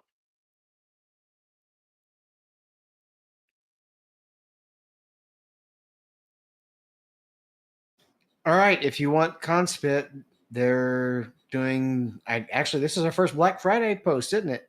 So Black Friday sale, October 27th, from Conspit. You can save $450 on their Is that a whole package? That can't be just the rim. Yeah, Yeah, that's it's the everything combo. on screen. So that's a base pedals and a Formula rim for $3,000. That's a lot of money, man, to buy a Consmit stuff. If I had that much money, I don't know if I'd be buying Consmit. I like Consmit though. I love their wheel. I think the Formula wheel is pretty cool. The pedals look decent too. Well, speaking of pedal or Formula wheels, what about this one from Bavarian? Well, is it from Bavaria or is it just called Bavarian? Will? You know what? I don't actually know. I'm going to assume they're from Bavaria. Well, let's see. The sim It racing says it den. right on the back of the wheel. It says designed in Bavaria. There you go. All right. Well, Sim Racing Den did a review of the Omega. Let me just make sure I get this name right. Mega Pro V2. Omega Pro V2. Yes.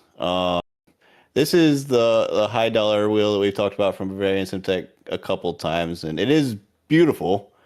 I'm just again in that price range. I'm not sure what I would go with, but again, just another review for the wheel we've talked about before. It looks like a replica of the Sim Lab Lewis Hamilton wheel, doesn't it?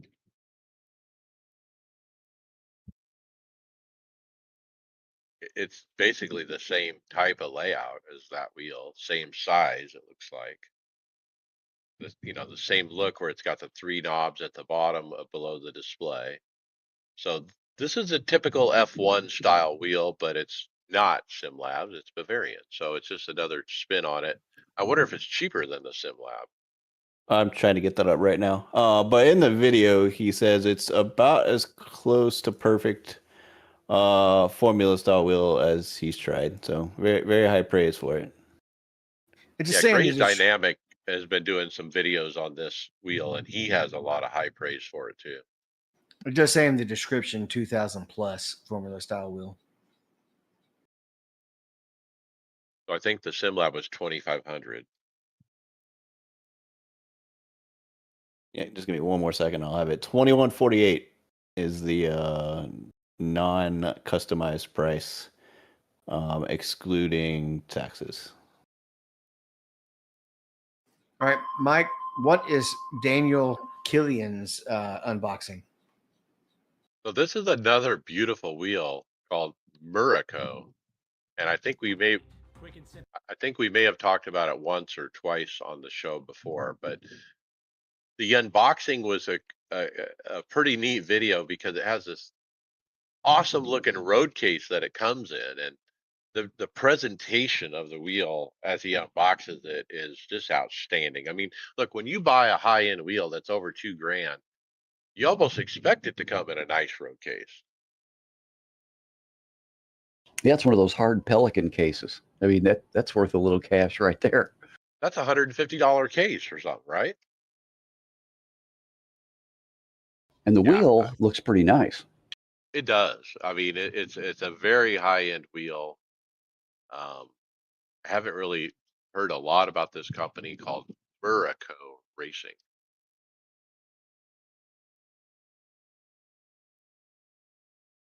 Looking for long-term reviews on that. We'll have to see how that goes, but it's a beauty. All right, next up we have another clickbaity title, Moza, the new king. It's actually the R25 is what they're asking about. What do we think, Will? Well, it's clickbaity, you're right, because you go down to the thing and it says, "Is it the new Moza King?" So we're not comparing it to the other. Sorry, I Well, accidentally started the video. We're not comparing it to the other wheelbases. It's probably gonna be Moza's top offering for a minute now that they're coming out with their new stuff. Is well, this look, it's the 25 price newton point. meters? Because it's small for a 25 Right, newton meter. 25 newton meters is, for yep. $900. But you just look at it and it just doesn't look big enough to be it looks more like, the little 5 newton meter ones. It's not much bigger or smaller than my SemiCube 2 Pro, though. It's a little bit smaller. I don't think it's that much smaller. It looks better than a lot of most of those older high end stuff that had those really weird shapes. Well, I think the video here is really just kind of talking about comparing, the feature set. He talks about the feature set of the base, but really the pricing compared to some of these others. I mean, if you look at other 25 Newton meters, like the Fanatec at 1600, this is 900, or the SimiCube SC2, you know, so this is a cheaper entry point. I don't know if I would pick it though.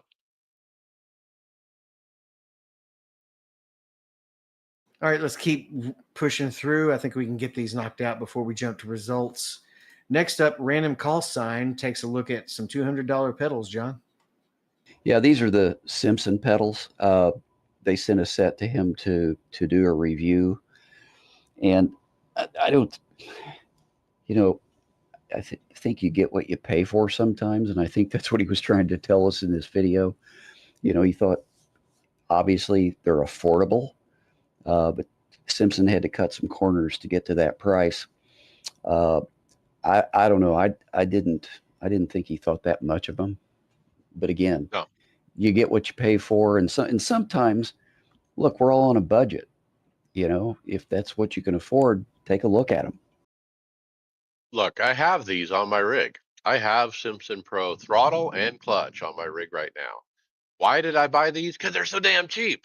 That's why. I bought them as a temporary measure until I figured out my active pedals. And so it filled that void for the last year and longer? It has. It's done its job. So, his concern was sharp edges. They didn't sand them down just right. You better wear shoes and don't have bare feet. You might get yourself cut, kind of thing. I don't know. I mean, I wear socks. I don't have a problem. Yeah, there were some sharp edges here and there on it. Uh, he also points out at the very beginning of the video how these are clearly Chinese knockoffs of the Heiskenfeld Sprints, and he just says it out loud, like, okay, it is what it is. Well, Mike, I know you like to always have snacks when you're racing. What do you ever have cheesy poofs as your snack? Nope, chocolate. Okay. Well, the reference is Will gets the reference, so I'll pass it over to Will. Okay, so we talked about spotter packs either. It wasn't last week because I wasn't here, but I think the week before. And I said, not my thing. I can do with the normal guy. But man, here comes a Cartman spotter pack from South Park. If you've got the script up, please just go listen to it. It's hilarious. It's probably one of the only ones I would use, but I'm not sure I could actually use it because it would be too distracting. It won't play for me. I mean, it'll play, but there's no sound. Click the do you have a little There's a speaker icon. I have it unmuted, and it's still not making any I sound. don't know then. But yeah, if you're I know this is terrible for people who are only audio listeners, but please, if you get a chance, go look at the script, play it. It's hilarious. Like I said, I'm not going to use it because it would be too distracting, but it is very funny. What other spotter packs are we missing that would be fun besides South Park? Is there something else you guys would wish for? No, not really. We should put a poll up on the forums for that. How about like Arnold Schwarzenegger Terminator spotter pack? I'll be back. Get to the finish line. Right.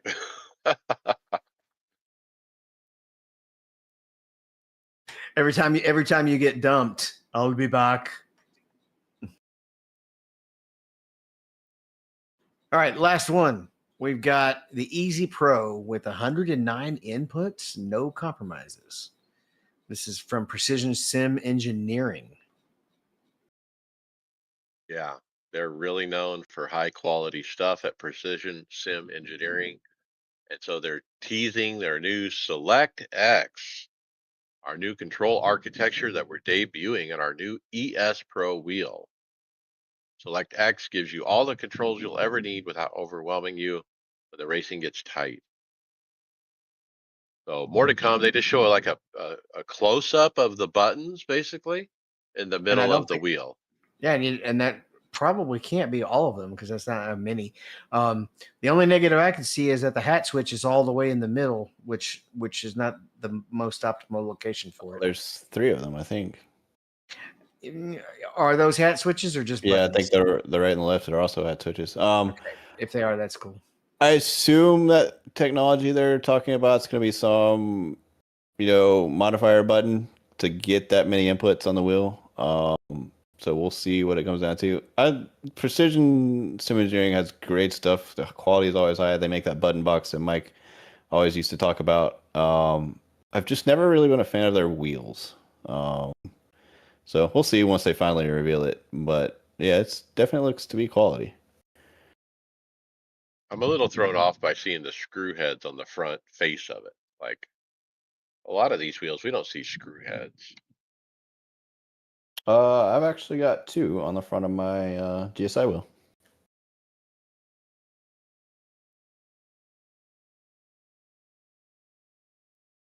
So this thing, they say it has 109 mappable inputs. I mean, is that typical for these wheels? No. You couldn't remember all that. I can't even remember that 5 or 6 that I have mapped on mine. I always struggle with that. So you're right, John. I just, it feels like way overkill. They might be. Well, if you think about it, they could be inflating those numbers by counting every position on your rotator buttons, like because they have 12 positions on each of those. Um, your hat switches can basically count as 8 ways, right? So they could probably be inflating it with those numbers as well.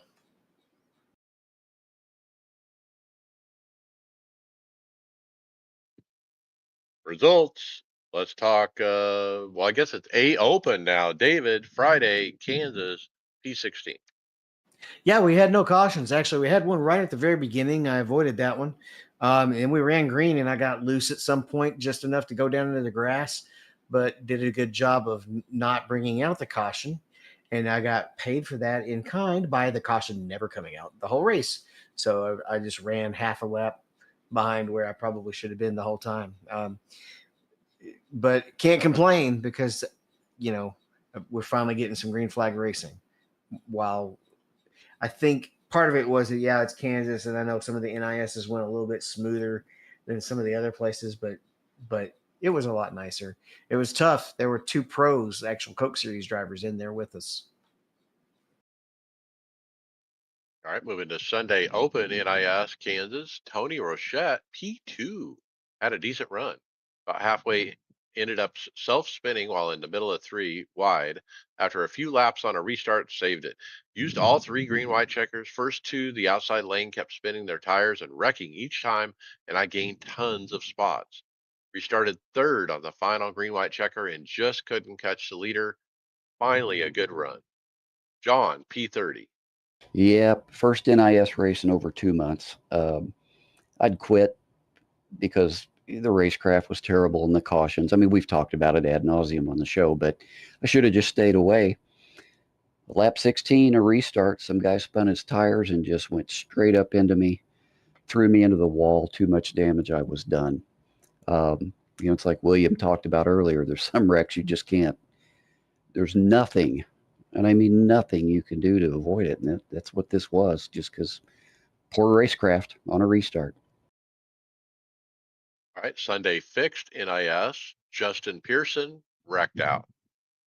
I ran and got a respectable P5. Had a really good race. I got spun more than once, a couple times down into the grass, 1 minute damage. Was able to do a nice recovery up to P5. I never really had anything for those leaders, but we'll take that top 5.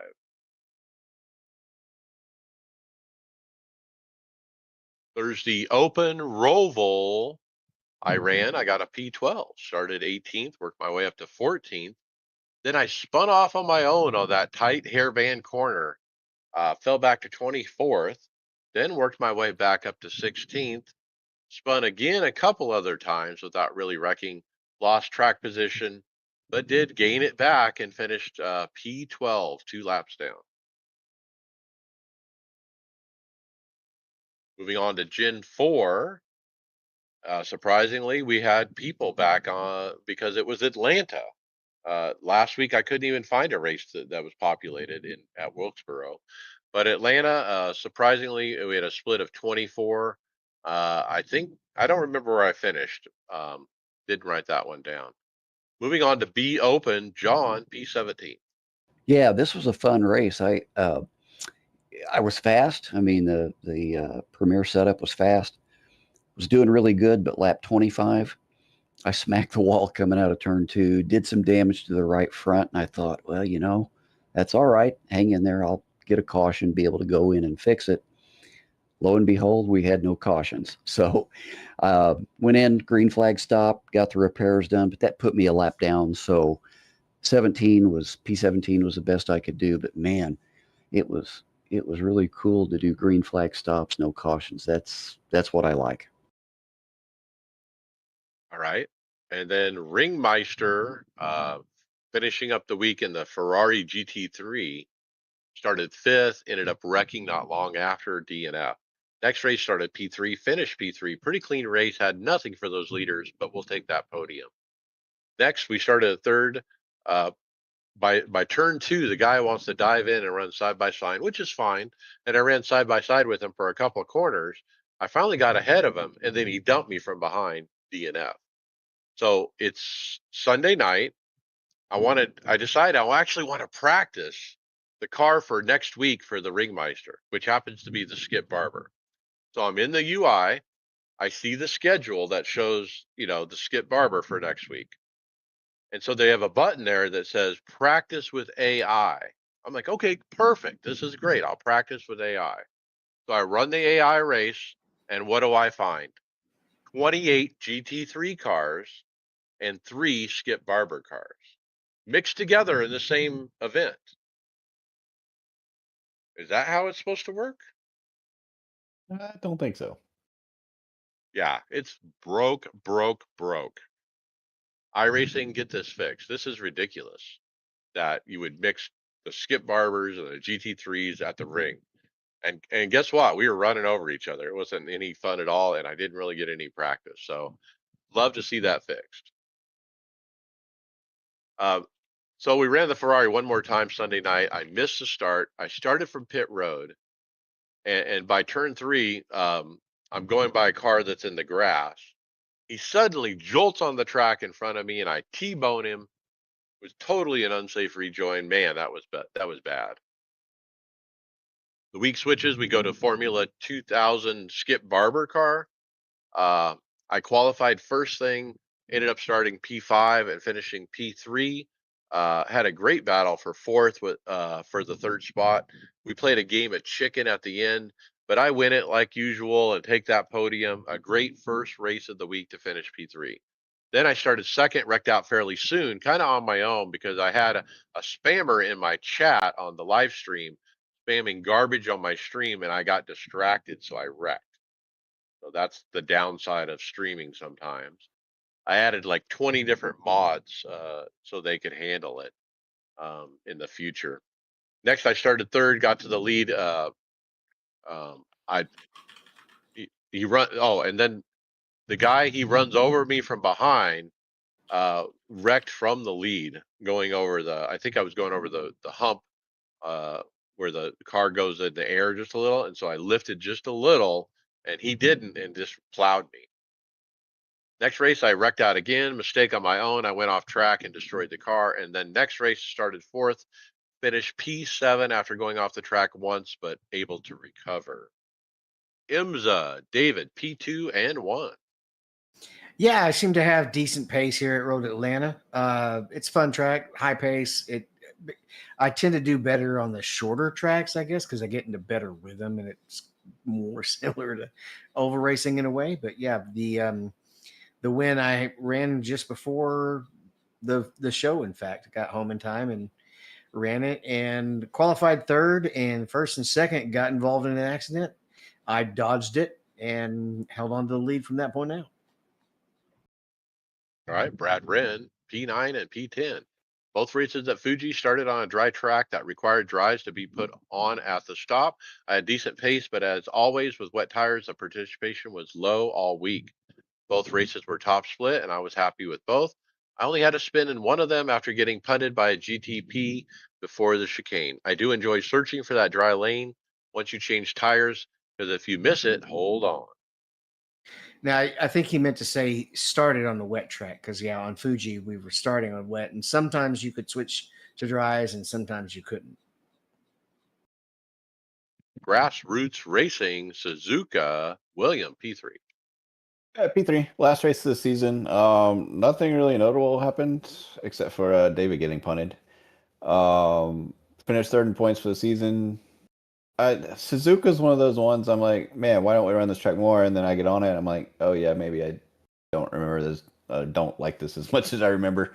But I mean, it was all right. Nothing, like I said, nothing notable. I mean, I stayed in top 3 or 4 the whole race and ended up coming P3. Our next season starts in 2 weeks. We're taking a week off. Well, actually, next week we're doing chaos at Bathurst. Just kind of come in, drive with damage turned off. Just keep everybody engaged for a week, and then we're actually taking a week off the races. We might do some hosteds if you want to show up. And then starting the following week with Le Mans. So come join us, everybody. David, P7. Yeah, and I was going to be P6, and I was, just doing the best I could. There's a lot of really fast drivers in the league, and I'm not one of them. But one of the guys that was faster than me comes out on cold tires. Since this was an hour and a half race with a limited tank, it still made sense to go ahead and get new tires each time for the GTPs. And he comes out right in front of me out of the pits, and on those cold tires, he's not going to be faster than me. So I try to go around him a couple times, and he fights me. And then we're going around a sweeping left-hander, and he just comes right up the track and turns me around. Yep. And I was not going to fight him once his tires got warm. So it was about as unsportsmanlike as could get.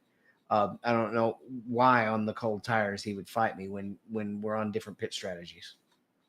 I didn't know that was what happened. I just saw the actual incident, and it looked like he just didn't know you were there. But that makes a lot more sense. He pushed out. He was quicker, so he could have gotten up back around you. One thing earlier, you talked about our stewarding. I just want to put it out just so everybody's clear on it. We have a group of 7 people. 4 of them have no participation in the league at all. They don't race. 2 of them actually have real life stewarding experience at Mosport. So it goes to a committee. We look at it, and usually there's a consensus. We didn't do anything for the final race just because it won't carry over to the next season. But yeah, if it had been reviewed, it most likely would have resulted in a penalty for that guy. And just sometimes just hearing that actually makes one feel vindicated. I understand that the season was over and it only cost 1 position, but like I said, I would not have fought him once he got back to me. I would have pulled right over. But if I'd have stayed behind him while he was on the cold tires, I was actually fighting the other guy for a position, and it was going to cost me a lot of time. Yep, makes sense. All right, Elbows Out Racing League, William, P7.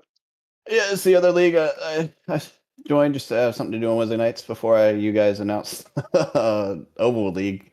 Full 62 car grid at Road Atlanta.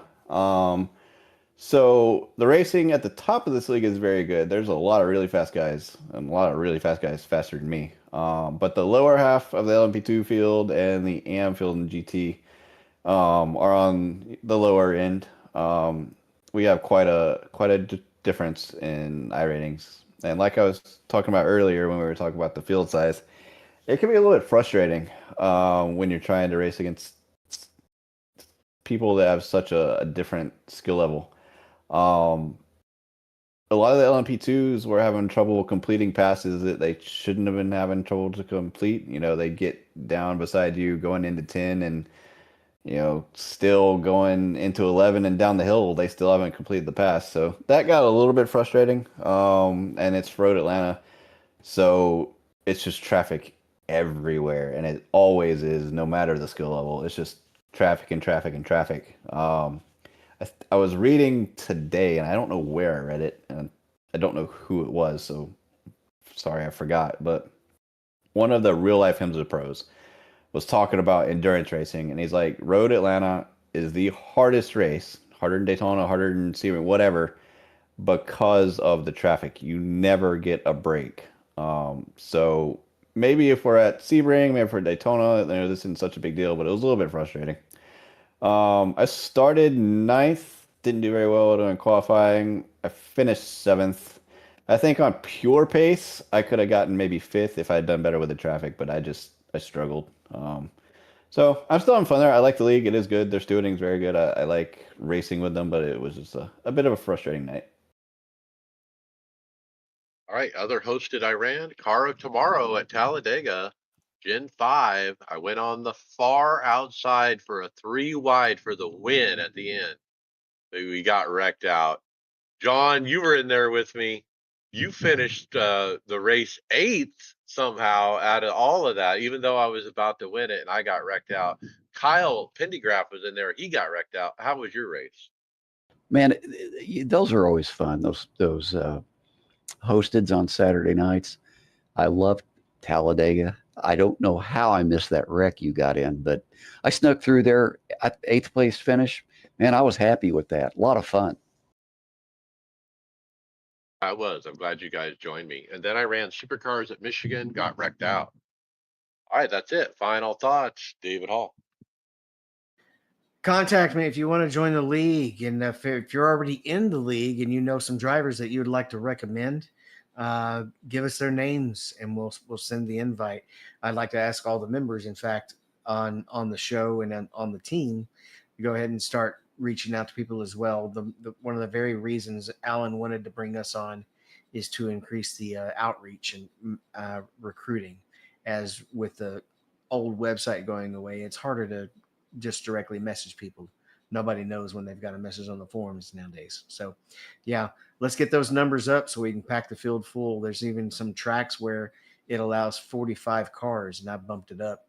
And I might, if we get insane sign up, we might just see how everybody feels about running with shared pits. Even we'll consider it. Yeah, let's pack those fields, guys. All right, John Curley, final thought. Uh, I went back into NIS for a week and I am now back out again. Not going to touch the Roval. Looking forward to running the Legends at Talladega, Indy Cars at Texas. So I'm looking forward to the weekend. All right, very good. William Westbrook, final thought. Yep, super excited for Petite and just being at Road Atlanta overall all week. A little bit apprehensive just because of the little bit trouble I had there last time it was in IMSA, but I mean it's my home track, my favorite track, so I can't wait to do some stuff there. And real life Petite next weekend, so can't wait. It's gonna be fun. All right, my final thoughts. Loving the Moza active brake pedal. Today on the NIS at Charlotte Roval was a true test of the pedal because why? Because this car is so hard to stop. Like I have to, there's a lot of real heavy braking with Gen 7 at the Roval. And to stomp on that thing like 70% and feel the thing hit the limit where the wheels are about to lock and you feel that little whatever it does, it has a movement that your senses can sense when that wheel is going to lock. I've never driven in deeper and more confidently, even when I had my hydraulic brakes. These are better. These are better than the hydraulics. I'm not joking. They're real deal. This is the next way to do pedals, guys. So if you're looking at pedals, you got to look at active. With that, hey, we'll see you on the track later. Okay, we got one idea.